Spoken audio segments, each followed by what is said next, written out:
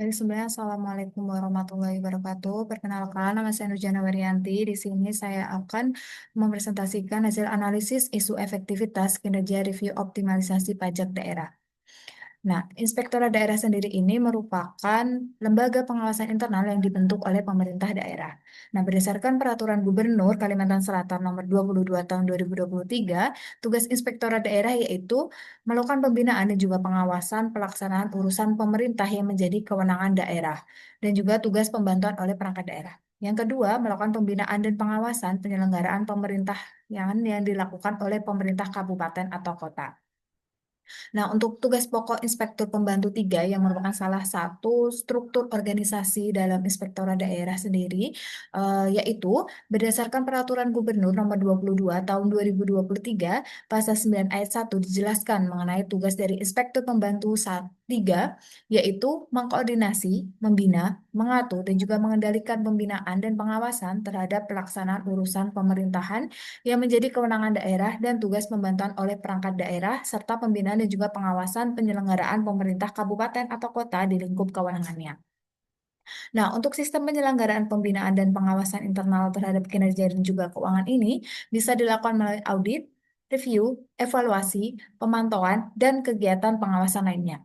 Nah, salah satu tupoksi pengawasan di Irban 3 yaitu review optimalisasi pajak yang diangkat dalam isu pada penugasan kali ini.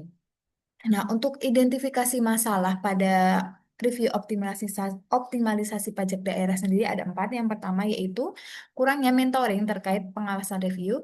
Yang kedua, masih minimnya pemahaman pedoman dalam melaksanakan review. Yang ketiga, masih kurangnya persiapan dalam melakukan review optimalisasi pajak. Yang keempat, yaitu belum adanya media pembelajaran secara mandiri, terutama di wilayah 3. Nah, berikut adalah fishbone akar-akar masalah dari isu yang diangkat dalam penugasan kali ini. Nah, untuk poin yang pertama itu di mana ini terdapat minimnya sistem mentoring, terutama di wilayah 3. Yang kedua itu minimnya pengalaman lapangan dari calon-calon auditor, sehingga hal ini menyebabkan masih minimnya pengetahuan terkait dengan review optimalisasi pajak. Yang kedua yaitu material, di mana belum ada buku saku review di Irban 3 sendiri.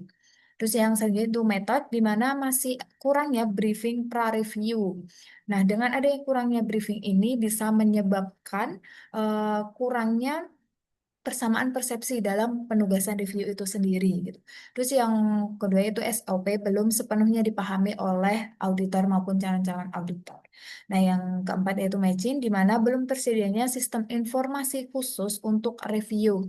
Ini seperti contohnya adalah peraturan-peraturan yang digunakan untuk penugasan review ini belum terkumpul jadi satu. Jadi masih mencari sendiri di Google atau di peraturan-peraturan yang ada di JDIH Provinsi Kalsel gitu.